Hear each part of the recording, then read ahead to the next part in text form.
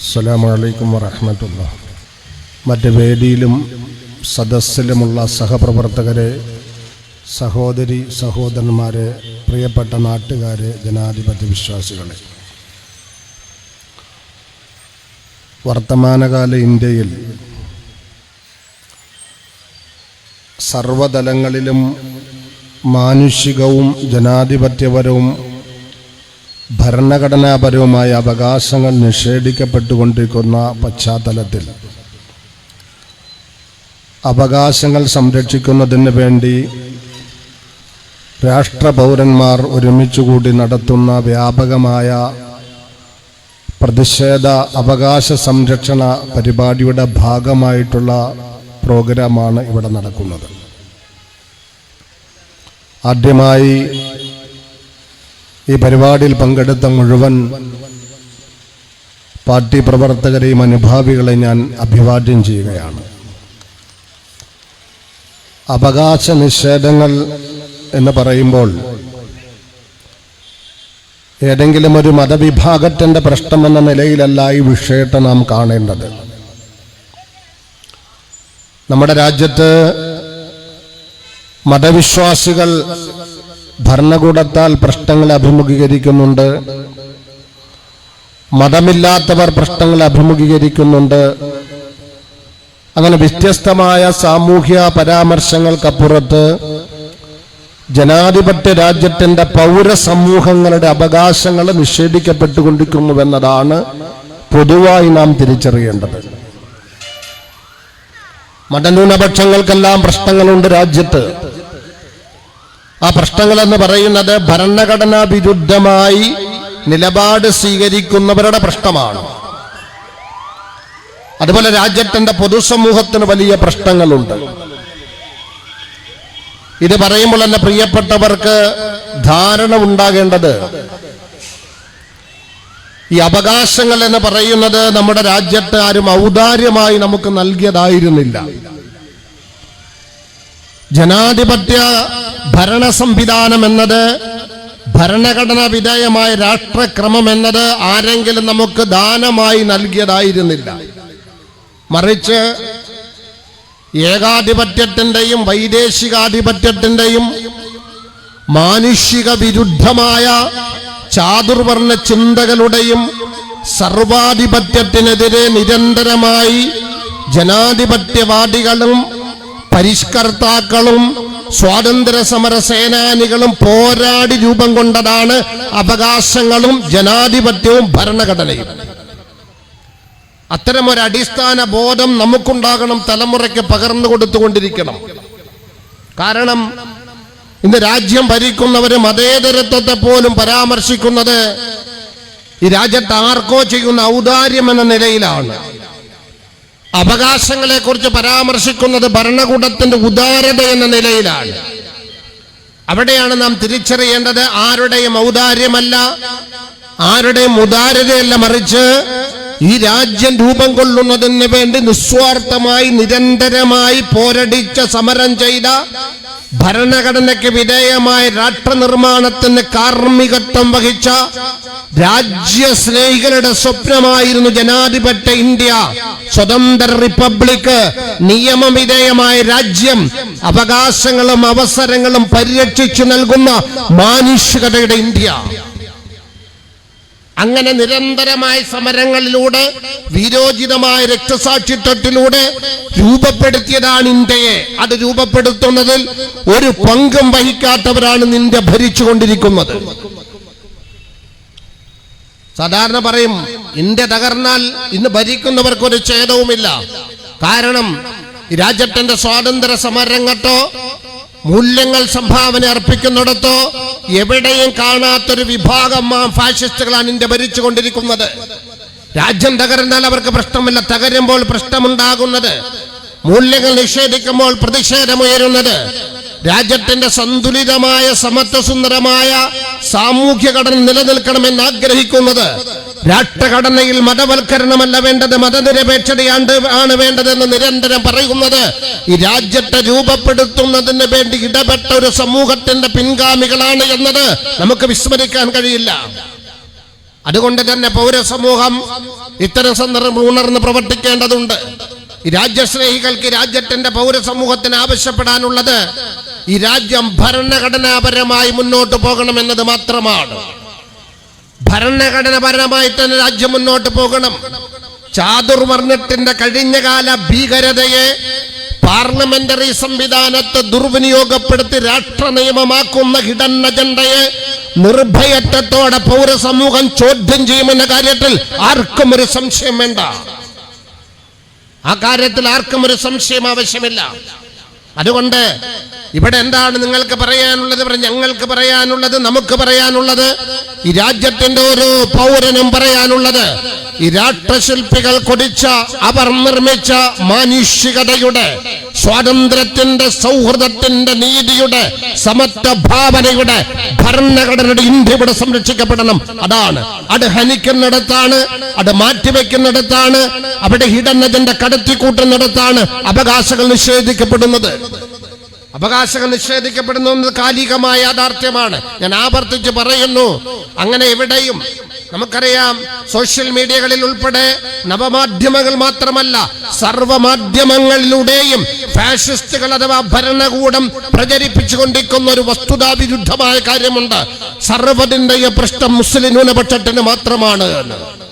മുസ്ലിം പ്രശ്നമല്ല ഇത്. മുസ്ലിങ്ങൾക്ക് ഇവിടെ പ്രശ്നമുണ്ട്, ക്രൈസ്തവർക്ക് പ്രശ്നമുണ്ട്, പട്ടികവർഗത്തിന് പ്രശ്നമുണ്ട്, പിന്നാക്ക ജനവിഭാഗങ്ങൾക്ക് പ്രശ്നമുണ്ട്, രാജ്യത്തിന്റെ അവർണ ഭൂരിപക്ഷത്തിന് പ്രശ്നമുണ്ട്, മതമില്ലാത്തവന് പ്രശ്നമുണ്ട്, എല്ലാവർക്കും പ്രശ്നമുണ്ട്.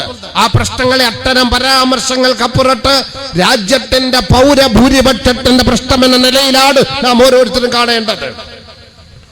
ആർക്ക് ഭരണകൂടം പ്രതിസന്ധി സൃഷ്ടിച്ചാലും, ആരുടെ അവകാശങ്ങൾ കവർന്നെടുത്താലും, ആരുടെ മതസ്വാതന്ത്ര്യത്തെ ഹനിച്ചാലും, ആരുടെ ആഹാര സ്വാതന്ത്ര്യത്തെ നിഷേധിച്ചാലും, ആരുടെ സഞ്ചാര സ്വാതന്ത്ര്യത്തെ സ്വൈര്യമായി സഞ്ചരിക്കാനുള്ള ഭരണഘടനാപരമായ അവകാശങ്ങൾ നിയന്ത്രണം ഏർപ്പെടുത്തിയാലും, അത് ആ ഏർപ്പെടുത്തപ്പെട്ടവന്റെ മതത്തിനപ്പുറത്ത്, അവന്റെ സംസ്കാരത്തിനപ്പുറത്ത് രാഷ്ട്ര ഭരണഘടനയെ ലംഘിച്ചുവെന്ന ഭരണകൂടത്തിന്റെ നിയമലംഘനമായി കാണാനുള്ള ഒരു ജനാധിപത്യ ബോധമാണ് നമുക്കെല്ലാവർക്കും ഉണ്ടാകേണ്ടത്. അതൊരു ബോധം മാത്രമല്ല, ആ ഒരു ഉത്തരവാദിത്വമാണ് നമുക്ക് നിർവഹിക്കാനുള്ളത്. അതാണ് നമുക്ക് നിർവഹിക്കാനുള്ളത്. നമുക്കറിയാം, അവകാശങ്ങൾ ഓരോന്നും അതെന്ന് പൊതുസമൂഹത്തിൽ പരാമർശിക്കപ്പെടാത്ത തരത്തിലേക്ക് മാറിക്കൊടുക്കുന്നു. അവസാനം നമുക്കറിയാം, സെൻട്രൽ ഗവൺമെന്റിന്റെ പുതിയ സർക്കുലർ വന്നിരിക്കുന്നു. എന്താണ്? രാജ്യത്തിന്റെ ഔദ്യോഗികമായ പരിപാടിയിൽ വന്ദേ മാതരം ആലപിക്കണം. ഒന്നാമത്തെ ദേശീയഗാനമായി ആലപിക്കാൻ പറയുന്നത് വന്ദേ മാതരമാണ്. ഞാനതിന്റെ ചരിത്ര പശ്ചാത്തലങ്ങളിലേക്ക് പോകുന്നില്ല. ദേശക്കൂറെന്ന വികാരത്തെ ഉത്തേജിപ്പിച്ച് ഈ രാജ്യത്തിന്റെ ബ്രാഹ്മണ്യത്തിന്റെ വിശ്വാസത്തെ പൗരസമൂഹത്തിൽ അടിച്ചേൽപ്പിക്കുന്ന, അത് നിർബന്ധിതമാക്കുന്ന ഒരു നിയമമാണ്, ഒരു സർക്കുലറാണ്, ഒരു തീരുമാനമാണ് സെൻട്രൽ ഗവൺമെന്റ് കൊണ്ടുവന്നിട്ടുള്ളത്. അത് രാജ്യത്തിന്റെ ബ്രാഹ്മണ്യ വിശ്വാസത്തിന്റെ ഭാഗമാണ്. ഞാൻ പറയുന്നത് അത് രാഷ്ട്ര നിയമത്തിന് വിരുദ്ധമാണ് എന്നാണ് രാജ്യത്തിന്റെ ഭരണഘടന പറയുന്നത്. രാജ്യത്തിന്റെ ഭരണഘടന നമ്മൾ എപ്പോഴും തലമുറയ്ക്ക് പഠിപ്പിക്കേണ്ടത് ഭരണഘടനയെ തന്നെയാണ്. രാജ്യത്തിന്റെ ഭരണഘടന വളരെ കൃത്യമായി പൗരന്റെ സ്വാതന്ത്ര്യത്തെക്കുറിച്ച്, അവന്റെ വിശ്വാസപരമായ സ്വാതന്ത്ര്യത്തെക്കുറിച്ച്, അവന്റെ മതപരമായ സ്വാതന്ത്ര്യത്തെക്കുറിച്ച്, അവന്റെ അനുഷ്ഠാന സ്വാതന്ത്ര്യത്തെക്കുറിച്ച് വളരെ കൃത്യമായി നിർവചിക്കുന്നുണ്ട്.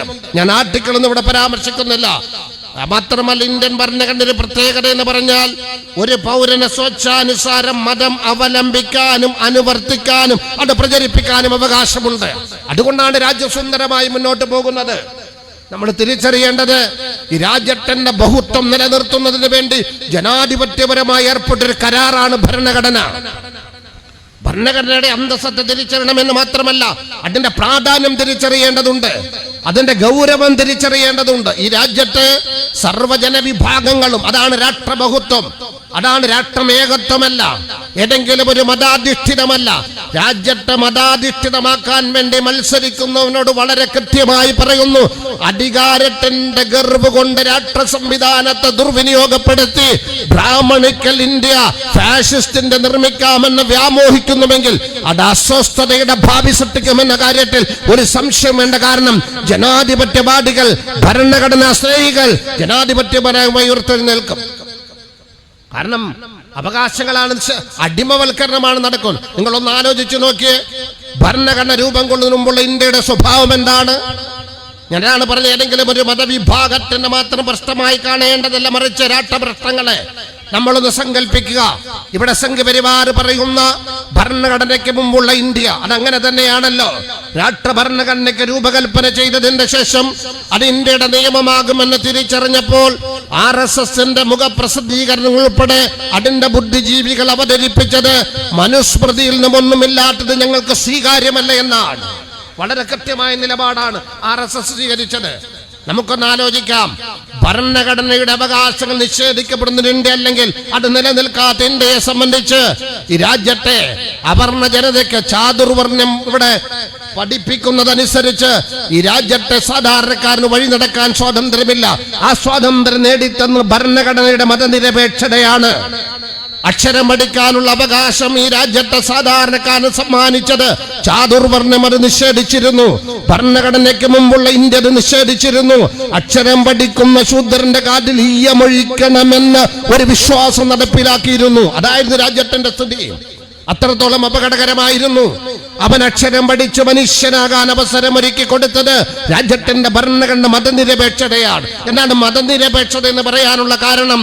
ആ മതനിരപേക്ഷതയാണ് ഈ രാജ്യത്തിന്റെ തീയനും, ഈ രാജ്യത്തിന്റെ പട്ടികജാതി പട്ടികവർഗക്കാരനും, ഈ രാജ്യത്തിന്റെ ബ്രാഹ്മണ്യമല്ലാത്ത അവർണ ജനത മുഴുവനും മനുഷ്യരാണ് എന്ന് ഈ സമൂഹത്തോട് പഠിപ്പിച്ച് അവരെ മനുഷ്യരായി പരിഗണിക്കണമെന്ന് പറഞ്ഞത് മനുസ്മൃതിയല്ല, മതഗ്രന്ഥങ്ങളല്ല, രാജ്യത്തിന്റെ ഭരണഘടനയാണ്. ഭരണഘടന പറഞ്ഞ നീ മനുഷ്യനാണ്, ഈ രാജ്യത്തെ കീഴാളൻ മനുഷ്യനാണ്. ഈ രാജ്യത്തെ, ഞാൻ വീണ്ടും പറയുന്നു, ഈ രാജ്യത്തിന്റെ ഭൂരിപക്ഷവും മനുഷ്യരല്ല എന്ന് പഠിപ്പിക്കപ്പെട്ട പശ്ചാത്തലത്തിൽ ആ ഭൂരിപക്ഷം വഴി നടക്കരുതെന്ന് പറഞ്ഞിരുന്ന, പൊതുവഴി ഉപയോഗിക്കരുതെന്ന് നിർദ്ദേശിച്ചിരുന്ന, അക്ഷരം പഠിക്കരുതെന്ന് പറഞ്ഞിരുന്ന, നമുക്കറിയാലോ മഹാനായ അയ്യങ്കാളിയുടെ ചരിത്രം ഞാൻ അതിലേക്ക് പോകുന്ന ഓർമ്മപ്പെടുത്തുകയാണ്. നമുക്കറിയാം, ഒരു പെൺകുട്ടിക്ക് അക്ഷരം പഠിക്കാൻ അവസരം നിഷേധിച്ചപ്പോൾ ജനാധിപത്യ സമരത്തിന് മുൻകൈയെടുത്ത് അക്ഷരം നേടുന്നതിന് സമരം ചെയ്ത ഒരു മഹാന്റെ പേരാണ് മഹാത്മാ അയ്യങ്കാളി. അയ്യങ്കാളി ഉൾപ്പെടെയുള്ളവർ സമരം ചെയ്തു. അക്ഷരം പഠിക്കാനാണ്. ചാതുർവർണ്ണ്യം അത് അനുവദിച്ചിരുന്നില്ല. ഭരണഘടന രൂപം കൊണ്ടപ്പോൾ ഭരണഘടനാ മുഖ്യശില്പി ഭീംറാവു അംബേദ്കറുടെ മുഖ്യ കാർമ്മികത്വത്തിൽ മാനുഷികമായ ഭരണഘടന രൂപം കൊണ്ടപ്പോൾ ആ ഭരണഘടന പൗരന്മാരെ തുല്യരായി കണ്ടു. നീ ബ്രാഹ്മണനാണോ, നീ മുസ്ലിമാണോ, നീ ക്രൈസ്തവനാണോ, ജൈനനാണോ, ബൗദ്ധനാണോ, മതമില്ലാത്തവനാണോ, പട്ടികജാതി പട്ടികവർഗക്കാരനാണോ, ഇതൊന്നും നമ്മുടെ ഭരണത്തിന്റെ മുന്നിൽ, ഭരണഘടനയുടെ മുന്നിൽ അതൊന്നും പരിഗണിക്കപ്പെടുന്നില്ല. ജനാധിപത്യ ഇന്ത്യയുടെ പൗരനാണ്. അതാണ് മതനിരപേക്ഷത ഇന്ത്യയുടെ പ്രത്യേകത. അതാണ് മതനിരപേക്ഷത ഇന്ത്യയുടെ മാനുഷികത. ആ മതനിരപേക്ഷതയെ സംഘപരിവാർ ബ്രാഹ്മണ്യം എതിർക്കുന്നതിന്റെ കാരണവും അവരെ അസ്വസ്ഥപ്പെടുന്ന കാരണം അത് തന്നെയാണ്. മാനുഷികമാണ് ഇന്ത്യൻ ഭരണഘടന. എല്ലാവർക്കും ഒറ്റ നീതി, എല്ലാവർക്കും ഒറ്റ അവസരം, എല്ലാവരെയും ഒരുപോലെ. കാരണം ഒറ്റ വാല്യൂവാണ്, തുല്യതയാണ് ആ ഭരണഘടന മുന്നോട്ട് വെക്കുന്നത്.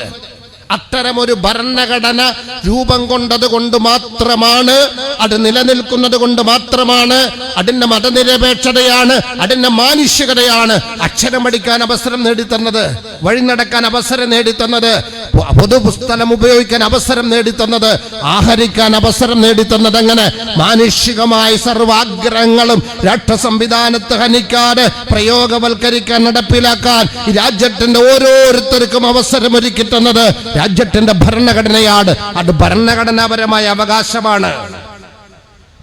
ആ അവകാശത്തിനെതിരെ അവകാശങ്ങളാണ് നിഷേധിക്കപ്പെട്ടുകൊണ്ടിരിക്കുന്നത്. അഥവാ പാർലമെന്റിനെ ദുർവിനിയോഗപ്പെടുത്തി ചാതുർവർണ്ണത്തിന്റെ പിൻഗാമികൾ ഓരോ അവകാശങ്ങളും നിഷേധിച്ചു കൊണ്ടിരിക്കുന്നു. അവിടെയാണ് തിരിച്ചറിയേണ്ടത്. അതിനവർക്ക് ഒരു പ്രഖ്യാപിതമായ നയമുണ്ട്, പ്രഖ്യാപിതമായ ലക്ഷ്യമുണ്ട്. ഇന്ത്യ, ഞങ്ങൾ സ്വപ്നം കാണുന്ന ഇന്ത്യ, മുസ്ലിം സാംസ്കാരിക വൈവിധ്യം ഉണ്ടാകാൻ പാടില്ല, വിമോചന ചിന്തയുണ്ടാകാൻ പാടില്ല. ഞാൻ സാന്ദർഭികമായി പറയുകയാണ്.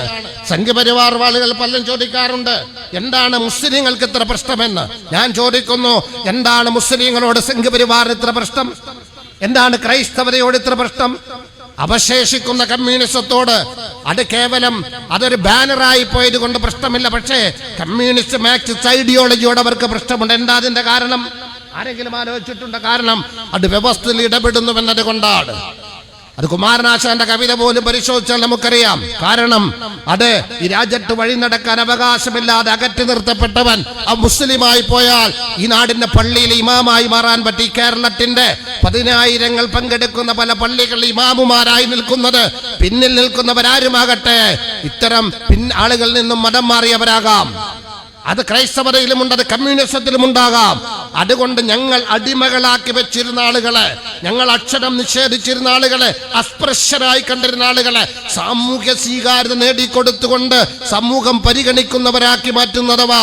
ഞങ്ങൾക്ക് അടിമവേല ചെയ്തവർ, വേതനം ചോദിക്കാത്തവർ, ഞങ്ങൾക്ക് വേണ്ടി പാഠങ്ങളെ ധന്യമാക്കിയവർ, ഞങ്ങൾക്ക് വേണ്ടി ജീവിച്ചവർ, ഞങ്ങൾക്ക് വേണ്ടി എല്ലാം ഉപേക്ഷിക്കണമെന്ന് പറഞ്ഞ് ഞങ്ങളുടെ അടിമകളായിരുന്നവർ വിമോചിതരാകുന്നു.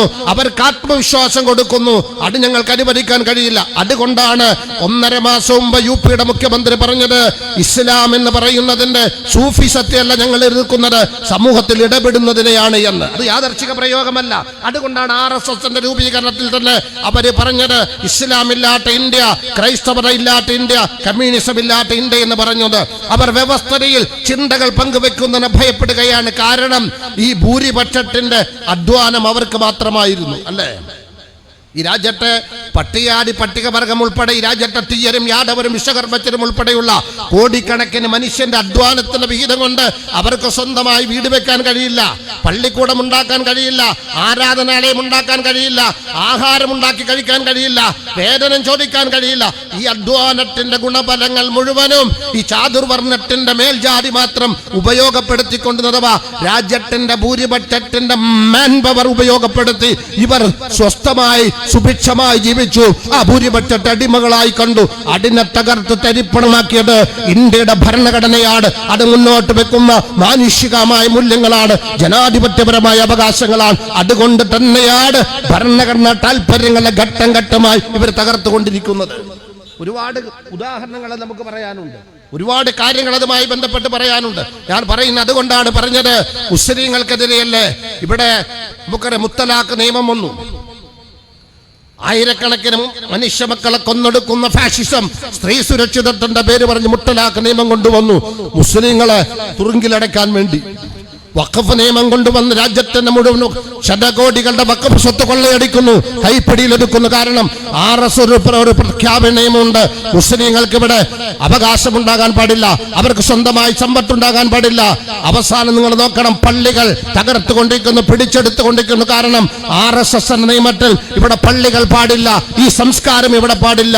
അവസാനം വോട്ടവകാശം പോലും ഇല്ലാത്തവരായി ഇവിടെ ജീവിക്കണമെന്ന് RSS അന്ന് പറഞ്ഞുവെങ്കിൽ അതാണ് ഗോൾവാൾക്കർ പ്രത്യയ ശാസ്ത്രമെങ്കിൽ, അതാണ് സംഘപരിവാറിന്റെ ഇന്ത്യ ഭരിക്കുന്നവരുടെ നീതി നിയമമെങ്കിൽ, അത് നടപ്പിലാക്കുന്നതിന് വേണ്ടി SIR കൊണ്ടുവന്ന് ഈ രാഷ്ട്ര പൗരന്മാരുടെ വോട്ടവകാശം ഇല്ലാതാക്കുന്നു. അത് മുസ്ലിങ്ങളുടെ മാത്രമല്ല, ദളിതുകളുടെ വോട്ട്, കോടിക്കണക്കിന് വോട്ട്, പിന്നാക്കക്കാരന്റെ വോട്ട്, അവർണന്റെ വോട്ട്, ഞങ്ങൾക്ക് കിട്ടാത്ത വോട്ട്, അങ്ങനെ SIR കൊണ്ടുവന്ന് പൗരാവകാശം നിഷേധിച്ചുകൊണ്ടിരിക്കുന്നു എന്ന് പറഞ്ഞാൽ ഭരണഘടന തകർത്ത് തരിപ്പണമാക്കി രാഷ്ട്ര നിയമത്തെ വക്രീകരിച്ചു കൊണ്ടിരിക്കുന്നു ഫാഷിസം അഥവാ ഈ ഭരണകൂടം. ഓരോ കാര്യങ്ങൾ നമ്മൾ ആ നിലയിൽ വിശകലനം ചെയ്യണം. ഞാൻ സമയക്കുറവുള്ള അതിന്റെ വിശദാംശങ്ങളിലേക്ക് പോകുന്നില്ല. ഞാൻ പറഞ്ഞത് ഭരണഘടന സംരക്ഷിക്കപ്പെടണം, പക്ഷെ ഇവിടെ അവകാശങ്ങൾ നിഷേധിക്കുകയാണ്. നിങ്ങളൊന്ന് ആലോചിച്ച് നോക്ക്. ഇവിടെ ഇത് പറഞ്ഞ് ഞാൻ ആവർത്തിച്ച് പറയുന്നത്, എന്നെ കേൾക്കുന്ന നിഷ്പക്ഷരായ ജനാധിപത്യവാദികളുണ്ടെങ്കിൽ നിങ്ങൾ ശ്രദ്ധിക്കണം. ഇവിടെ അപരവൽക്കരണത്തിലൂടെ ഫാഷിസം അതിവിടെ പ്രവർത്തനങ്ങൾക്ക് ആക്കം കൂട്ടുകയാണ്. അപരവൽക്കരണം, മുസ്ലിങ്ങളാണ് ഞങ്ങളുടെ ലക്ഷ്യം, മുസ്ലിങ്ങൾക്ക് എന്തോ പ്രശ്നമുണ്ട് എന്ന് പറഞ്ഞുകൊണ്ടാണ് ഓരോരുത്തരും അവകാശങ്ങൾ കവർന്നെടുക്കുന്നത്. സംവരണ പ്രശ്നം നിങ്ങളൊന്ന് ആലോചിച്ചു നോക്ക്. രാജ്യത്തിന്റെ ഭരണഘടന സംവരണത്തെ കുറിച്ച് പറഞ്ഞു. എന്താണ് റിസർവേഷൻ പറഞ്ഞ ന്യായം? സാമൂഹ്യമായി സോഷ്യലി ബാക്ക്വേർഡ് എന്നാണ്. സാമൂഹ്യമായി പിന്നോക്കം നിൽക്കുന്നവർക്കാണ് സംവരണം എന്ന് ഭരണഘടന പറഞ്ഞു. ആരാണ് ഭരണഘടന മുഖ്യശില്പി? ഭീംറാവ് ഡോക്ടർ BR അംബേദ്കർ ആണ്. ലോകം കണ്ട ബുദ്ധിജീവികൾ ഒരാളാണ്, ഭരണഘടനാ ശില്പിയാണ്. ഭരണഘടന വളരെ കൃത്യമായി പറഞ്ഞു, സാമൂഹ്യമായി പിന്നോക്കം നിൽക്കുന്നവർക്ക് സംവരണം വേണം. എന്താണ് എന്റെ കാരണം? സാമൂഹ്യമായി പിന്നാക്കം പോയത് നിങ്ങൾ അക്ഷരം പഠിക്കാൻ പാടില്ല എന്ന് ചാതുർവർണ്ണം പറഞ്ഞത് കൊണ്ടാണ്. അക്ഷരം നിഷേധിക്കപ്പെട്ട ഒരു സമൂഹമുണ്ട് ഇവിടെ, പട്ടികജാതി പട്ടികവർഗം ഉൾപ്പെടെയുള്ളവർ. അതോടൊപ്പം ഇന്ത്യ രാജ്യത്തിന്റെ സ്വാതന്ത്ര്യ സമരരംഗത്ത് 4 നൂറ്റാണ്ടുകാലം നിരന്തരമായി പോരടിച്ച് അവസാനം വൈദേശിക വിരോധം കൊണ്ട് അവന്റെ ഇംഗ്ലീഷ് പഠിക്കണ്ട എന്ന് തീരുമാനിച്ച മുസ്ലിം ന്യൂനപക്ഷവും സാമൂഹ്യമായി പിന്നോക്കം ഭാഗമായിട്ടുണ്ട്. അങ്ങനെ ചരിത്രപരമായ വൈവിധ്യങ്ങളാൽ കാരണങ്ങളാൽ ഈ രാജ്യത്തെ പിന്നാക്കം നിൽക്കുന്ന ഉദ്യോഗ പ്രാതിനിധ്യമില്ലാത്ത അധികാര പങ്കാളിത്തമില്ലാത്ത വിഭവങ്ങളിൽ പങ്കാളിത്തമില്ലാത്ത രാഷ്ട്രഭൂരിപക്ഷത്തിന് ജനാധിപത്യത്തിന്റെ സൂര്യപ്രകാശത്തിന് വേണ്ടി ആ മാനവികത പൂത്തുന്നതിന് വേണ്ടി ഈ പ്രാതിനിധ്യം നൽകുന്നത് മാനുഷികമാണ്. അതാണ് ജനാധിപത്യം എന്ന് തിരിച്ചറിഞ്ഞ ഭരണഘടനാ ശില്പികൾ വളരെ കൃത്യമായി സംവരണം ഭരണഘടനാപരമാക്കി. എന്നാണ് സംഘപരിവാർ സർക്കാർ ചെയ്തത്? അത് സാമ്പത്തിക സംവരണമാക്കി മാറ്റി. അത് മുസ്ലിം പ്രശ്നമാണോ? രാജ്യത്തിന്റെ ഭൂരിപക്ഷം സംവരണ സമുദായത്തിന്റെ പ്രശ്നമാണത്. സംവരണ സാമ്പത്തിക മാനദണ്ഡം കൊണ്ടുവന്നു. ഇവിടെയാണ് ഞങ്ങൾ ഇത് പറയുമ്പോൾ കേരളത്തിന്റെ ഇടതുപക്ഷ ഗവൺമെന്റിനെയും വലതുപക്ഷത്തെയും വിചാരണ ചെയ്യേണ്ടത്. ഫാഷിസം അതിന്റെ സർവ്വതലങ്ങളിൽ തേർവാഴ്ച തുടരുമ്പോൾ എന്താണ് ഈ നിലവിൽ ഇടതുപക്ഷ ഗവൺമെന്റ് പറയുന്നത്, ചെയ്യുന്നത്? അവകാശങ്ങൾ അവർ നിഷേധിക്കുകയാണ്. മേമ്പൊടി ചേർത്തുകൊണ്ട് ഞങ്ങൾ ന്യൂനപക്ഷങ്ങളെ സംരക്ഷിക്കും, ഞങ്ങൾ പിന്നോക്കക്കാരോടൊപ്പമാണ് എന്നൊക്കെ പറഞ്ഞ് ആരോടുമൊപ്പം നിങ്ങൾ നിൽക്കണ്ട, ഭരണഘടനയോടൊപ്പം നിൽക്കണം, സാമൂഹ്യനീതിയോടൊപ്പം നിൽക്കണം, ഭരണഘടന മുന്നോട്ട് വെക്കുന്ന അവകാശങ്ങളോടൊപ്പം നിൽക്കണം. നിങ്ങൾ നിർഭയമായി പറയേണ്ടത്, ഞാൻ പറഞ്ഞ ഇടതുപക്ഷം പറയേണ്ടത്, വലതുപക്ഷം പറയേണ്ടത്, ഞങ്ങൾ ആരോടെങ്കിലും ഉദാരത കാണിക്കുന്നുവെന്നല്ല. അത് പറഞ്ഞാൽ വോട്ട് പോലും ചോദിക്കുന്നത്. എന്ത് പറഞ്ഞ വോട്ട് ചോദിക്കുക? അപ്പോൾ ഞാൻ പറയുകയാണ്, ഭരണഘടന മുന്നോട്ട് വെക്കുന്ന ഏതെങ്കിലും ഒരു അവകാശം അടിസ്ഥാന ജനതയ്ക്ക് സംരക്ഷിക്കുന്നതിന് വേണ്ടി ക്രിയാത്മകമായി ഇടപെട്ടതിന്റെ ഒരു ചരിത്രവും അല്ലെങ്കിൽ ഒരു വർത്തമാനവും ഇന്നത്തെ കേരളീയ ഭരണകൂടത്തിൽ ഉണ്ടായിട്ടില്ല. അവർ മറിച്ചെന്താ ചെയ്തത്? സംഘപരിവാർ ഗവൺമെന്റ് കൊണ്ടുവന്ന സാമ്പത്തിക സംവരണമുണ്ട്.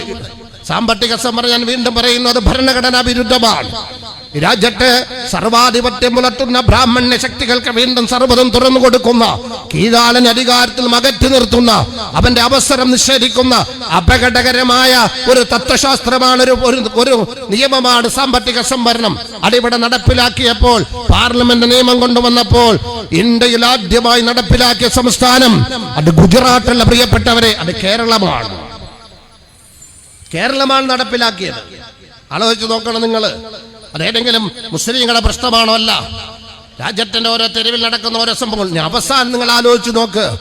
ഈ രാജ്യത്തിന്റെ 141 കോടി ജനങ്ങളിൽ ഓരോ ആളുകൾക്കും 1 ലക്ഷം രൂപ വേണമെങ്കിൽ വികേന്ദ്രീകൃത സാമ്പത്തിക നയത്തിലൂടെ കൊടുക്കാൻ പറ്റുന്ന തരത്തിലേക്ക് രാഷ്ട്രസമ്പത്ത് 100-ൽ താഴെ വരുന്ന പ്രമാണി വർഗത്തിന്, ആഭ്യന്തര മൂലധന ശക്തികൾക്ക് തീരെഴുതി കൊടുത്ത ഒരു ഭരണകൂടമാണ് ഇവിടെ ഭരിച്ചുകൊണ്ടിരിക്കുന്നത്. എത്ര അപകടമാണ്! വളരെ വലിയ കാരണം. അത് മുസ്ലിങ്ങളുടെ മാത്രം പ്രശ്നമാണോ? നിങ്ങൾ ആലോചിച്ച് നോക്കിയ വിലക്കയറ്റം എന്താണ് പറഞ്ഞത്? 50 രൂപയ്ക്ക് പെട്രോളും ഡീസലും കിട്ടുമെന്ന് പറഞ്ഞു സംഘപരിവാർ. ഇപ്പോൾ എവിടെ എത്തി നിൽക്കുന്നത്? ഏതെങ്കിലും ഒരു മതവിഭാഗത്തിന്റെ പ്രശ്നമാണോ? ഈ രാജ്യം സാമ്പത്തികമായി പിന്നോക്കം നിൽക്കുന്നു, പട്ടിണി പാവങ്ങളുടെ രാജ്യമായി മാറുന്നു. അതേതെങ്കിലും ഒരു മതവിഭാഗത്തിന്റെ പ്രശ്നമാണോ? അതുകൊണ്ട് മതപരമായ അവകാശങ്ങൾ, മതസ്വാതന്ത്ര്യം ഹനിക്കുമ്പോൾ അത് മുസ്ലിങ്ങളുടെ പ്രശ്നമല്ലേ? ക്രൈസ്തവരുടെ പ്രശ്നമല്ലേ?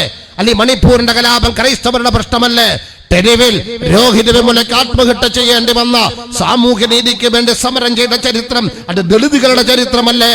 ആദിവാസികളെ വെടിവെച്ച് കൊല്ലുന്നുവെങ്കിൽ പാർക്കുന്നവരുടെ പ്രശ്നമല്ലേ എന്ന് വിചാരിക്കുന്നതിന് പകരം മനുഷ്യ സ്നേഹികളും മതേതരവാദികളും ഈ ഭരണഘടനയിൽ വിശ്വസിക്കുന്നവരും ചെയ്യേണ്ടത്, രാജ്യം അഭിമുഖീകരിക്കുന്ന പ്രശ്നമാണത്, ഭരണഘടനയ്ക്കെതിരെയുള്ള പ്രശ്നമാണ് എന്ന തലത്തിൽ കാണാൻ നമുക്ക് ഒരു ഭരണഘടനാപരമായ ഔന്നിത്യം നമ്മുടെ മനസ്സിലുണ്ടാകണം. അത് കാണാത്തിടത്തോളം, അത് തിരിച്ചറിയാത്തിടത്തോളം, അതിൽ നിലപാട് സ്വീകരിക്കാത്തിടത്തോളം നിർഭയത്വം ഇതിൽ നിന്നും ഈ രാജ്യത്തെ രക്ഷിക്കാൻ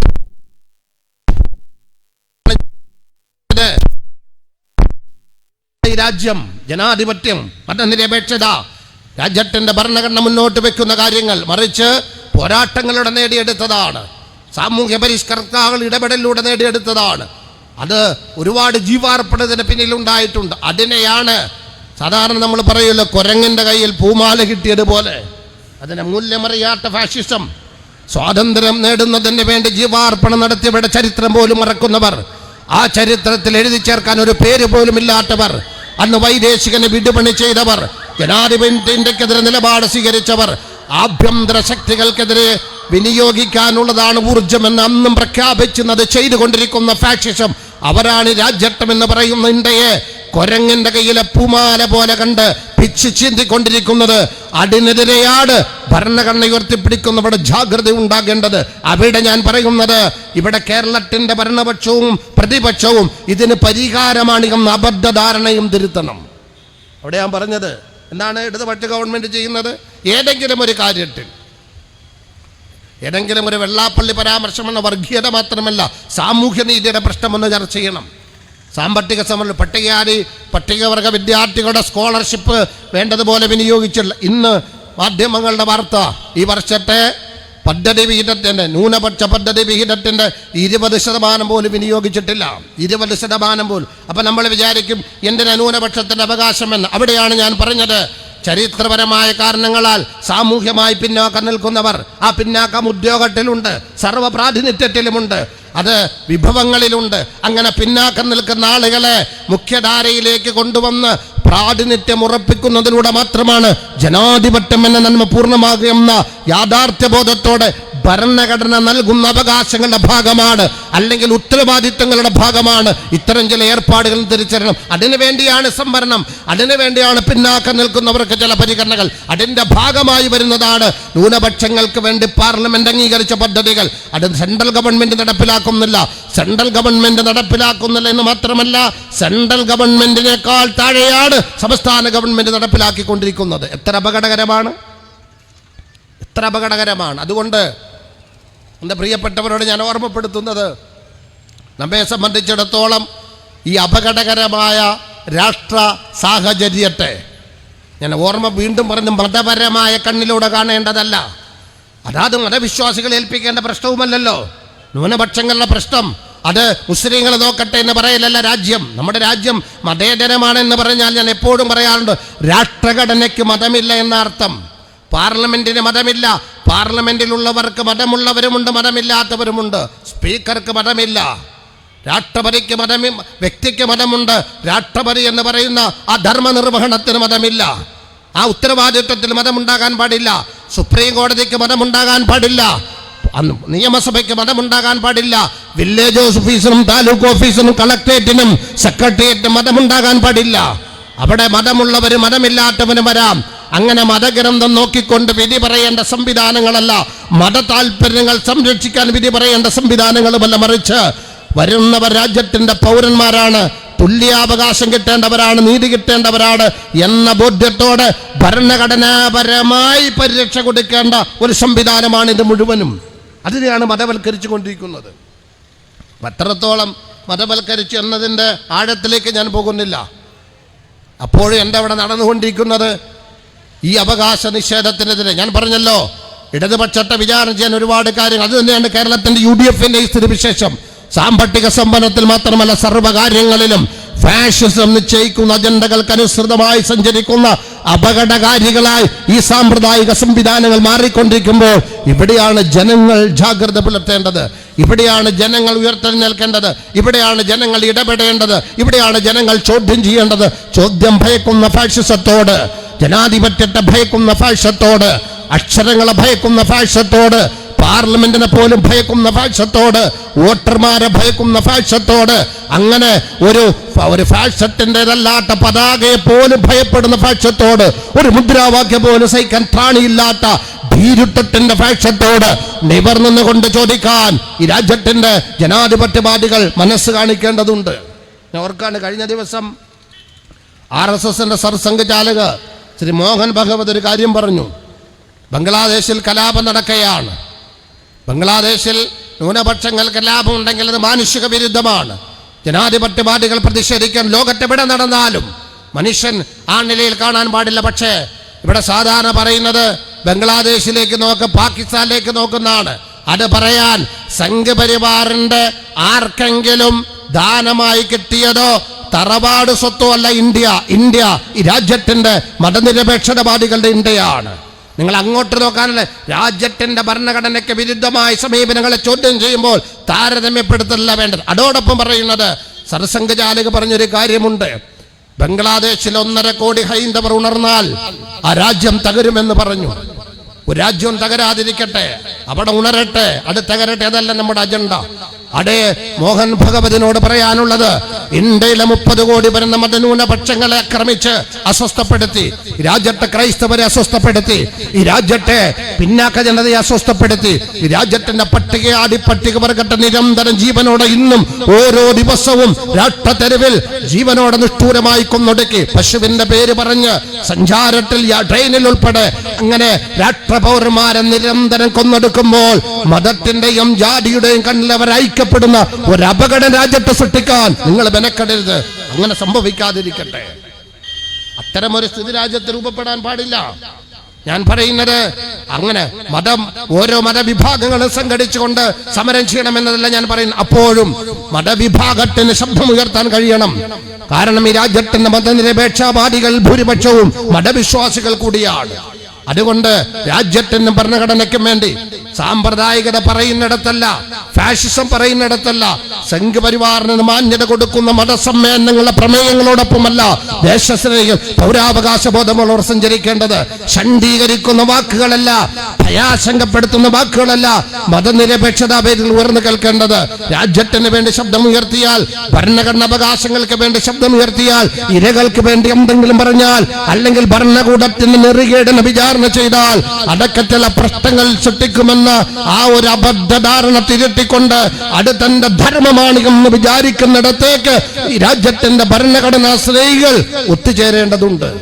അങ്ങനെയാണ് വേണ്ടത്. പറയാൻ പേടി, മിണ്ടാൻ പേടി, ചോദ്യം ചെയ്യാൻ പേടി, അങ്ങനെ ഭയപ്പാട് വരുത്താനാണ് ഫാഷിസം സൃഷ്ടിക്കുന്നത്. അവരെ ഭീതിയാണ് വിതയ്ക്കുന്നത്. ഈ പ്രസ്ഥാനം ഇതിന്റെ പ്രവർത്തന തുടക്കം കുറിച്ചപ്പോൾ പറഞ്ഞ 2 കാര്യങ്ങൾ. ഒന്ന്, ഭയരഹിത ഇന്ത്യ എന്നാണ്. ഭയത്തിൽ നിന്ന് മോചനം. മറ്റൊന്ന്, വിശപ്പിൽ നിന്ന് മോചനം. ഞാൻ സ്നേഹത്തോടെ നിങ്ങൾ ഓർമ്മപ്പെടുത്തുകയാണ്. ഈ പ്രസ്ഥാനം അത് പറഞ്ഞുകൊണ്ട് ഇവിടെ പ്രചരണം തുടങ്ങി. 17 വർഷം മുമ്പ് പ്രവർത്തനം തുടങ്ങിയപ്പോൾ ഞാൻ ഓർക്കുന്ന പേരാണ് സഹോദരൻ KM ഷാജിയുടെ പേര്. അദ്ദേഹം ഉൾപ്പെടെയുള്ളവർ പറഞ്ഞു, മോദി വരുമെന്ന് സുഡാപ്പിക്കാർ വെറുതെ പറയുകയാണ്. ഒരു മോദിയും വരാൻ പോകുന്നില്ല, ഒരു ഫാഷിസം ഇന്ത്യയെ ഭരിക്കാൻ പോകുന്നില്ല. ഞാൻ അദ്ദേഹത്തെ ആക്ഷേപിക്കുകയല്ല. ഈ രാജ്യത്തെ ഒരു ഉദാഹരണം പറഞ്ഞുവെന്ന് മാത്രമാണ്. മതസംഘടനകൾ പറഞ്ഞു, സാമ്പ്രദായിക രാഷ്ട്രീയക്കാര് പറഞ്ഞു, ഞങ്ങളെന്ന് പറഞ്ഞില്ല. ഭയപ്പെടുത്താനാണ് ഫാഷിസം ശ്രമിക്കുന്നത്. അവർ ഭയപ്പെടുത്തിക്കൊണ്ടിരിക്കുകയാണ്. നിരപരാധികളെ കൊന്ന് വീഡിയോ എടുത്ത് രാജ്യം മുഴുവനും പ്രചരിപ്പിക്കുകയാണ്. അങ്ങനെ രാഷ്ട്രത്തെ കൊലക്കളമാക്കി മാറ്റിക്കൊണ്ടിരിക്കുന്നു. ഭരണഘടന നിഷേധിക്കുന്ന സാഹചര്യം രൂപപ്പെടാൻ പോകുകയാണ്. അവിടെ നിർഭയത്വം കൊടുക്കുന്ന ഭരണഘടന പഠിക്കുന്നവരായി രാജ്യനിവാസികൾ മാറണം. ഭരണഘടനയെ കുറിച്ചുള്ള ബോധം നൽകുന്ന ആത്മവിശ്വാസത്തോടെ ഈ അവകാശങ്ങൾക്ക് വേണ്ടി സമരം ചെയ്യണം. ഇന്ത്യ തകരരുത്, ഇന്ത്യയെ കൊല്ലരുത്, ഇന്ത്യയെ തകർക്കരുത്. ഇന്ത്യ ഭരണഘടനയാണ്. ഇന്ത്യയുടെ മൂല്യങ്ങൾ ഭരണഘടനാ മൂല്യങ്ങളാണ്. ആ മാനുഷികതയെ സംരക്ഷിക്കാൻ ജാഗ്രത പുലർത്തണം. അത് മാത്രമല്ല, കേന്ദ്രീകൃത സാമ്പത്തിക സംസ്കൃതി രാജ്യത്തെ മോചിപ്പിച്ച് ഇവിടെ ഞാൻ പരാമർശിച്ചതുപോലെ 100-ൽ താഴെ വരുന്ന വൻകിടക്കാരുടെ കയ്യിൽ, ആഭ്യന്തര മൂലധന ശക്തികളുടെ കയ്യിൽ ഭരണകൂടം സർവ്വതും തീരെഴുതി കൊടുത്ത് അവരെ പരിപോഷിപ്പിച്ച് ഇന്ത്യ വിലയ്ക്ക് വാങ്ങാൻ വന്ന ബ്രിട്ടീഷ് കമ്പനിക്കാരെക്കാൾ ഈ രാജ്യത്തിന് വില പറയാൻ പറ്റുന്നവരാകുന്നു ഈ രാജ്യത്തിന്റെ സമ്പത്ത് കൊണ്ട്. അത്തരം കേന്ദ്രീകൃത സമ്പത്ത് ഒരു ഭാഗത്ത് വരുമ്പോൾ പട്ടിണി പാവങ്ങളുടെ പട്ടികയിൽ വളരുകയാണ്. പട്ടിണി പാവങ്ങളുടെ ഒരു രാജ്യമായി ഇന്ത്യ മാറിക്കൊണ്ടിരിക്കുകയാണ്. ഇടതുപക്ഷ ഗവൺമെന്റ് കൃത്രിമത്തിലൂടെ ദാരിദ്ര്യ നിർമ്മാർജ്ജനം പ്രഖ്യാപിച്ചതുകൊണ്ട് മാത്രം പരിഹാരമല്ല, അടിസ്ഥാനപരമായി ദാരിദ്ര്യം വളർന്നുകൊണ്ടിരിക്കുകയാണ്. രാജ്യത്തിന്റെ വിഭവങ്ങളുടെ ആധിപത്യം എണ്ണത്തിൽ കുറയുന്നവരുടെ കൈകളിലേക്ക് പോയിക്കൊണ്ടിരിക്കുകയാണ്. അത്തരമൊരവസ്ഥ വരുന്നതിന് മുമ്പ് അല്ലെങ്കിൽ അതിനെതിരെ ഭരണഘടന ഉയർത്തിപ്പിടിച്ചുകൊണ്ട് ജാതി മത രാഷ്ട്രീയത്തിനപ്പുറത്ത് രാഷ്ട്രപൗരന്മായി ഉയർത്തെഴുന്നേൽക്കണം. അത് തലമുറയ്ക്ക് വേണ്ടിയാണെന്ന് പറഞ്ഞ് വിശപ്പില്ലാത്ത, ഭയമില്ലാത്ത ഒരു ഇന്ത്യ പ്രഖ്യാപിച്ചുകൊണ്ട് പ്രവർത്തനം തുടക്കം കുറിച്ച ഒരു പൊളിറ്റിക്കൽ പാർട്ടിയുടെ പേരാണ് social democratic party of India. അത് നിങ്ങൾ തിരിച്ചറിയണം. ഈ 2 കാര്യത്തിൽ പട്ടിണിക്കിട്ട് പേടിപ്പിച്ച് കൊല്ലാനാണ് ഫാഷിസം ശ്രമിച്ചുകൊണ്ടിരിക്കുന്നത്. അതേതെങ്കിലും മുസ്ലിമിന്റെ മാത്രമല്ല ഞാൻ പറയുന്നത്. ഇവിടെ കർഷകർക്കെതിരെ സ്വീകരിച്ച സമീപനം നമുക്ക് ബോധ്യമുണ്ട്. കർഷകർ പഞ്ചാബികളായതുകൊണ്ടായിരിക്കാം, പക്ഷേ അവർ ഇന്ത്യയുടെ, ഞാൻ ഓർമ്മപ്പെടുത്താണ്ട്, രാഷ്ട്രക്രയശേഷിയെ നിലനിർത്തുന്ന 27% രാജ്യത്തിന്റെ GDP-യുടെ വളർച്ചയ്ക്ക് കാരണക്കാരായി വർത്തിക്കുന്ന ഈ ക്രയശേഷി സംരക്ഷിക്കുന്ന നിർണായക പങ്ക് വഹിക്കുന്ന ഈ രാജ്യത്തിന്റെ സേവകരാണ് ഇന്ത്യയുടെ കർഷകർ. 800-ലും കർഷക തെരുവിൽ മരിച്ചു വീണിട്ടും ആ സമരത്തോട് കണ്ണടിച്ചത് അവിടെ രൂപഭാവം നോക്കിയാണ്. തകർന്നത് രാജ്യത്തിന്റെ കർഷക മേഖലയാണ്.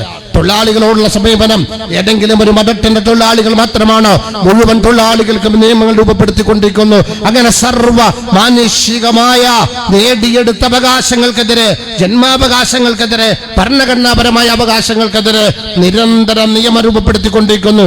അവസാനമാണ് ഞാൻ പറഞ്ഞത്, അത് ഒന്നേ മാതരത്തിലെത്തിക്കൊണ്ടിരിക്കുകയാണ്. അപ്പൊ ചോദിക്കുന്നത്, നിങ്ങൾക്ക് മാത്രമാണ് പ്രശ്നമല്ല.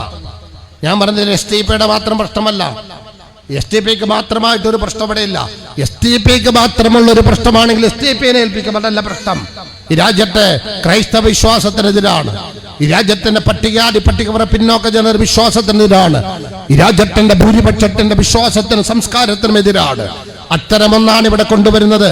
അത് വിഭജിക്കുന്നതിന് വേണ്ടിയാണ്, വിഘടിപ്പിക്കുന്നതിന് വേണ്ടിയാണ്, തമ്മിലടിപ്പിക്കുന്നതിന് വേണ്ടിയാണ്, സംഘർഷമുണ്ടാക്കുന്നതിന് വേണ്ടിയാണ്, ഇട്ടുതരികയാണ്. അതില് വൈകാരികമായി പലരും പ്രതികരിക്കണം. ഇപ്പൊ നിങ്ങൾ ആലോചിച്ച, പശുവിന്റെ പേരിൽ അഖലാഖിനെ തല്ലിക്കൊന്നു, ഒരുപാട് പേരെ തല്ലിക്കൊന്നു. ചത്ത പശുവിന്റെ തൊലി ഉരിഞ്ഞതിന് ദളിതുകളെ ജീവനോടെ തൊലി ഉരിച്ചു. ഇതൊക്കെ പശുവിന്റെ പേര് പറഞ്ഞ് കലാപമുണ്ടാക്കുകയാണ്. അറിയാതെ ഈ രാജ്യത്തിന്റെ പിന്നോക്കക്കാരും അതിൽ പങ്കെടുക്കുകയാണ്. എന്നാൽ പശു ആരുടെ പ്രശ്നമാണ്? ബ്രാഹ്മണ്യത്തിന്റെ മാത്രം പ്രശ്നമാണ്. വേറെ ആർക്കും പശു ഒരു പ്രശ്നമല്ല. ഈ നാട്ടിൽ എല്ലാവരും ആഹരിക്കുന്നു. പക്ഷേ പശുവിനെ സിമ്പലായി അവതരിപ്പിച്ച് പശുവിന്റെ പേര് പറഞ്ഞ് രാജ്യത്തിന്റെ ഭൂരിപക്ഷത്തിന്റെ പ്രതിനിധികളെ തല്ലിക്കൊല്ലുകയാണ്. ഭൂരിപക്ഷം എന്ന് പറയുന്നത് ഹൈന്ദവ ഭൂരിപക്ഷമല്ല, അത് സാങ്കേതികമാണ്. ഭൂരിപക്ഷം എന്ന് പറയുന്നത് ചാതുർവർണ്ണത്തിന് പുറത്തുള്ള ബ്രാഹ്മണ്യം മനുഷ്യരായി കാണാത്ത ഭൂരിപക്ഷമാണ് ഇന്ത്യയുടെ ഭൂരിപക്ഷം. അവരാണ് ഭൂരിപക്ഷം. ബീഹാർ ജാതി സെൻസസ് നടന്നപ്പോൾ നിങ്ങൾക്ക് തിരിഞ്ഞ 86% ചാതുർവർണ്ണത്തിന്റെ പുറത്തുള്ള അവർണരാണ് ബീഹാറിൽ. രാജ്യത്തിന്റെ പൊതുസ്ഥിതി അതാണ്. അവരാണ് രാജ്യത്തിന്റെ ഭൂരിപക്ഷം. അതുകൊണ്ട് ഭൂരിപക്ഷത്തിന്റെ പേര് പറഞ്ഞ് ഭൂരിപക്ഷം ഈ പക്ഷമാണെന്ന് തിരിച്ചറിഞ്ഞുകൊണ്ട് അതിന് ജനാധിപത്യപരം ഉപയോഗപ്പെടുത്താൻ നിരന്തരമായ സമരങ്ങളിലൂടെ ഞാൻ ഓർമ്മപ്പെടുത്തുകയാണ്. നിഷ്ക്രിയത്വമല്ല വേണ്ടത്, മതസംഘടന എന്ന് പറയുന്നുവെന്നതല്ല വേണ്ടത്. ഞാൻ പറയുന്നത് ഭയപ്പെടുത്തുന്ന സംവിധാനങ്ങളോടൊപ്പമല്ല സഞ്ചരിക്കേണ്ടത്, ഭരണഘടന ഉയർത്തിപ്പിടിക്കുന്നതിനോടൊപ്പമാണ് സഞ്ചരിക്കേണ്ടത്. ഇവിടെ ആരെങ്കിലും ഭയപ്പെട്ട് കഴിയുന്നുവെങ്കിൽ അവർ ഭരണഘടന തിരിച്ചറിയാത്തവരാണ്. ആരെങ്കിലും പറഞ്ഞ് ഭയപ്പെടുത്തുന്നുവെങ്കിൽ പൗരാവകാശത്തെക്കുറിച്ച് ധാരണയില്ലാത്തത് കൊണ്ടാണ്. ആരെങ്കിലും ഈ ഭാഷിസത്തിന്റെ നടപടിക്രമത്തിൽ നമ്മൾ നിശബ്ദരാകണമെന്ന് പറയുന്നുവെങ്കിൽ ഈ രാജ്യം നേടിയെടുത്ത പോരാട്ട മാർഗത്തിൽ ഒന്നും സമർപ്പിക്കാത്തവരുടെ പിൻഗാമികളാണവർ. അല്ലെങ്കിൽ ഒറ്റുകാരോടൊപ്പം ജീവിച്ചവരാണവർ, അല്ലെങ്കിൽ സമരത്തിൽ വിട്ടുനിന്നവരാണവർ. രാജ്യം ജനാധിപത്യമാക്കുന്നതിന് വേണ്ടി 4 നൂറ്റാണ്ട് സമരം നടത്തിയ ഈ രാഷ്ട്ര സമൂഹത്തിന്റെ പിൻഗാമികളെ സംബന്ധിച്ച് ആ രാഷ്ട്രത്തെ സംരക്ഷിക്കേണ്ട മാനുഷികവും ജനാധിപത്യവും ധാർമ്മികവുമായ ഒരു ഉത്തരവാദിത്വമുണ്ട്. അത് നിർവഹിച്ച് ഈ രാഷ്ട്രത്തെയാണ് തലമുറയ്ക്ക് സമ്മാനിക്കേണ്ടത്. നമ്മള് ഒരു 5000 ചെറുതാല് ഒരു 25,000 സ്ക്വയർ ഫീറ്റിന്റെ കൊട്ടാര സമാനമായ വീടും വളരെ റിമോട്ട് കൺട്രോളിന്റെ ഗേറ്റും കരിങ്കല്ലിന്റെ മതിലും 25 ഏക്കറിന്റെ ആധാരവും 25 കോടി രൂപ ബാങ്ക് ഡിപ്പോസിറ്റും ഉണ്ടാക്കി കൊടുത്തിട്ട് നമ്മുടെ തലമുറയോട് സ്വസ്ഥമായി ജീവിക്കാൻ പറഞ്ഞാൽ അവർക്ക് ഇവിടെ ജീവിക്കാൻ കഴിയില്ല. മറിച്ച് അവർക്ക് സ്വസ്ഥമായി ജീവിക്കാൻ പറ്റുന്ന രാഷ്ട്രീയ അന്തരീക്ഷമൊരുക്കുന്ന, ഭരണഘടനയിൽ വിശ്വസിക്കുന്ന, നിർഭയത്വം നെഞ്ചിലേറ്റുന്ന, നിലപാടുള്ള, ജനാധിപത്യ ബോധമുള്ള ഒരു രാഷ്ട്രീയ സംവിധാനത്തെ രാജ്യവ്യാപകമായി വളർത്തിക്കൊണ്ടുവന്ന് ഈ രാജ്യത്തിന്റെ ഭരണഘടന കൈകാര്യം ചെയ്യുന്നവരാക്കി മാറ്റിയാൽ, രാഷ്ട്രഭൂരിപക്ഷത്തിന്റെ അവകാശങ്ങൾ സംരക്ഷിക്കുന്നവരാക്കി മാറ്റിയാൽ ഈ രാജ്യത്ത് നമ്മുടെ തലമുറയ്ക്ക് കോടികളില്ലെങ്കിലും കിടക്കാടമില്ലെങ്കിലും അവർക്ക് മറ്റൊന്നുമില്ലെങ്കിലും സ്വസ്ഥമായി ജീവിക്കാൻ പറ്റും. അതുകൊണ്ട് ഞാൻ പറയുന്നത്, തലമുറയ്ക്ക് സ്വസ്ഥമായി ജീവിക്കാൻ പറ്റുന്ന രാഷ്ട്രീയ സാഹചര്യം, ജനാധിപത്യ സാഹചര്യം, ഭരണഘടനാ അവകാശങ്ങൾ സംരക്ഷിക്കപ്പെടുന്ന അധികാര സംവിധാനം അത് സൃഷ്ടിക്കുന്നതിന് വേണ്ടി നിർഭയത്വത്തോടെ ഭരണഘടന ഉയർത്തിപ്പിടിച്ച് മാനുഷികതയുടെ, സ്നേഹത്തിന്റെ, സൗഹൃദത്തിന്റെ, ഒരുമയുടെ, നന്മയുടെ, ക്ഷേമത്തിന്റെ, മുന്നേറ്റത്തിന്റെ ഒരു നിലപാടിന്റെ ഒരു രാഷ്ട്രവും നമുക്ക് സ്വപ്നം കാണാം. അതിന് രാജ്യത്തിന് അനീതിക്കെതിരെ, അക്രമത്തിനെതിരെ, തെരുവിൽ കാണിക്കുന്ന കലാപത്തിനെതിരെ, ഭരണഘടനാ വിരുദ്ധമായ സമീപനങ്ങൾക്കെതിരെ, ഈ രാജ്യത്തിന്റെ അവകാശ നിഷേധത്തിനെതിരെ, അത് സംസ്ഥാന ഗവൺമെന്റിന്റെയും പ്രതിപക്ഷത്തിന്റെയും ഉൾപ്പെടെ. അപ്പോഴും ഒരു കാര്യം ഞാൻ പറയുകയാണ്, ഈ പാർലമെന്റിൽ ശ്രീ രാഹുൽ ഗാന്ധി നടത്തിയ ആ അമേരിക്കയുടെ കരാറുമായി ബന്ധപ്പെട്ട് നടത്തിയ ആ ഒരു ഇടപെടലിന്, ആ പാർലമെന്റ് പ്രസംഗത്തെ പ്രശംസനീയമെന്ന് ജനാധിപത്യത്തിന്റെ മര്യാദ പാലിച്ചുകൊണ്ട് തന്നെ പറഞ്ഞുകൊണ്ട്, അതുകൊണ്ട് മാത്രം പരിഹരിക്കുന്നതല്ല, നമുക്കൊരുമിച്ച് ഒരു രാഷ്ട്രീയ മുന്നേറ്റം നടത്തണം. അത് രാജ്യത്തിന്റെ ഗ്രാമങ്ങളോട് പറഞ്ഞുകൊണ്ടിരിക്കുന്ന ജനാധിപത്യ പോരാട്ടങ്ങൾ നെഞ്ചിലേറ്റുന്ന ഭരണഘടന ഉയർത്തിപ്പിടിച്ചുകൊണ്ട് മുന്നോട്ട് പോകുന്ന ഒരു പ്രസ്ഥാനമാണ് social democrat party of India എന്ന് പറഞ്ഞുകൊണ്ട് രാജ്യവ്യാപകമായി അത് നടത്തുന്ന പോരാട്ടങ്ങളോടുള്ള ഒരു സമീപനമാണ് നമ്മുടെ ദേശീയ അധ്യക്ഷൻ MK ഫൈസിക്ക് കാരാഗ്രഹം ലഭിച്ചിട്ടുള്ളത്. വഖഫ് നിയമം കൊണ്ടുവന്നപ്പോൾ, വഖഫ് സ്വത്ത് ശതകോടികളുടെ വഖഫ് സ്വത്ത് അപഹരിക്കുന്ന നിയമം കൊണ്ടുവന്നപ്പോൾ രാജ്യവ്യാപകമായി ലക്ഷക്കണക്കിന് ആളുകളെ സംഘടിപ്പിച്ച് കേരളത്തിന്റെ മലപ്പുറത്തും കൊല്ലത്തും ഉൾപ്പെടെ രാജ്യവ്യാപകമായി മുഴുവൻ സംസ്ഥാനങ്ങളും ജനലക്ഷങ്ങളെ സംഘടിപ്പിച്ച് ജനാധിപത്യപരമായി സമരം നടത്തിയതിന്റെ വിരോധമാണ് MK ഫൈസിക്ക് കാരാഗ്രഹം വിധിച്ചെങ്കിൽ ഈ അബൂബക്കറും തടവറയിലാണെങ്കിൽ ഒരു തടവറയും അന്ത്യമല്ല എന്ന് തിരിച്ചറിഞ്ഞുകൊണ്ട് മാനുഷികത ഇന്ത്യക്ക് വേണ്ടി നമുക്ക് ഒരുമിച്ച് മുന്നേറാം. സർവരും ഒരുപോലെ പരിഗണിക്കപ്പെടുന്ന ഒരു ഇന്ത്യക്ക് വേണ്ടി നമുക്ക് ഒരുമയോടെ മുന്നേറാം. സംഘർഷമല്ല വേണ്ടതെന്ന നിലപാടോടെ. അപ്പോഴും അടിമട്ടം അനുവദിക്കാൻ കഴിയില്ല. ചാതുർവർണ്ണമല്ല നടപ്പിലാക്കേണ്ടത്, ഭരണഘടനയാണ് നിലനിൽക്കേണ്ടത്, മാനുഷികതയാണ് ഉയർത്തിപ്പിടിക്കേണ്ടത്. അതിന് മതനിരപേക്ഷ രാഷ്ട്രമാണ് വേണ്ടത്. അത്തരം ഭരണഘടനാപരമായ അവകാശങ്ങൾ നിഷേധിക്കുമ്പോൾ അതിന് പൗരന്മാർ ഉയർന്ന് പ്രവർത്തിക്കണം. അത്തരം ഒരു അവകാശ നിഷേധത്തിന് രാജ്യവ്യാപകമായി കേരളത്തിൽ വ്യാപകമായി ഈ പ്രസ്ഥാനം നടത്തുന്ന അവകാശ നിഷേധത്തിലുള്ള ഈ പൗരാവകാശ റാലിയും സമ്മേളനവും അതിന്റെ ഭാഗമാണ്.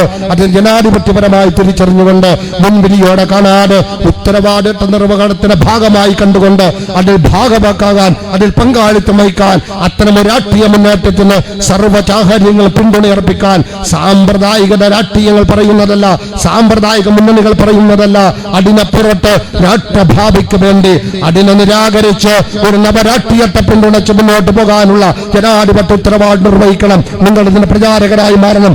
രാജ്യത്ത് ഈ ഒരു നക്ഷത്രാങ്കിത വിവരണ പതാക, അത് സോഷ്യൽ ഡെമോക്രസി എന്ന മാനുഷിക രാഷ്ട്രീയം, അതാണ് ഞങ്ങളുടെ രാഷ്ട്രീയ പ്രത്യാശാസ്ത്രം.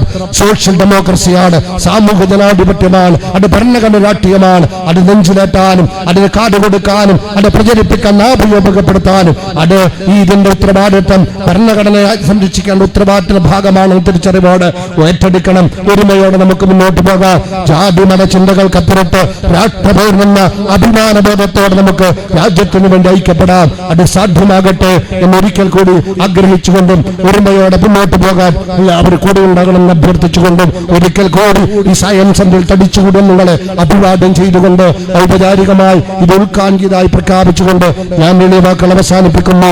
ജയ് ഹിന്ദ്, ജയ് സോഷ്യൽ ഡെമോക്രസി. അസ്സലാമു അലൈക്കും വറഹ്മത്തുള്ളാഹി.